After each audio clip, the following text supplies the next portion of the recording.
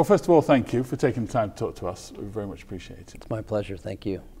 Such an interesting topic of conversation, but talk us through what you mean by community-orientating policing. Well, really, as it relates to countering violent extremism, it's an enhanced version of community-oriented policing.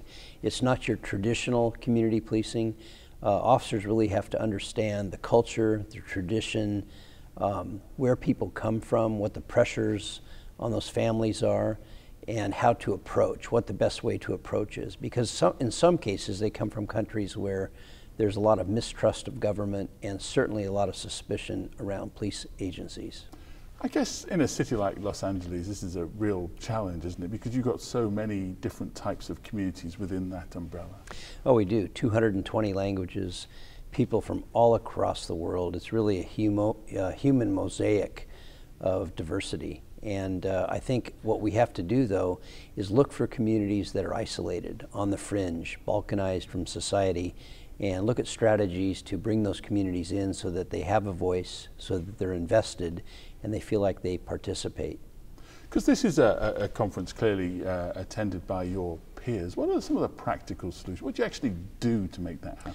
Well, we teach problem-solving skills. We give access to government. We raise voices. We encourage civic engagement from communities so that they are a part of the solution and not part of the problem.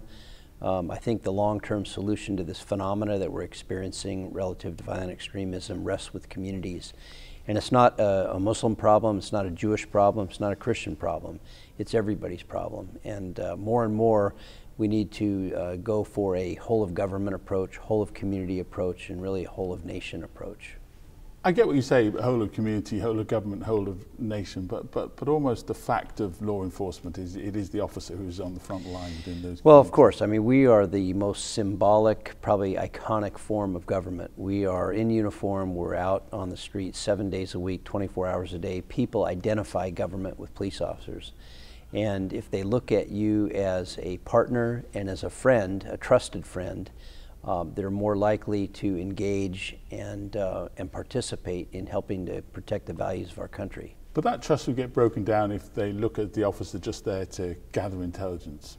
Absolutely. You cannot use this as a platform to exploit intelligence. In fact, if you do, I would say that you lose your legitimacy. And if you lose your legitimacy, you lose the confidence of the community.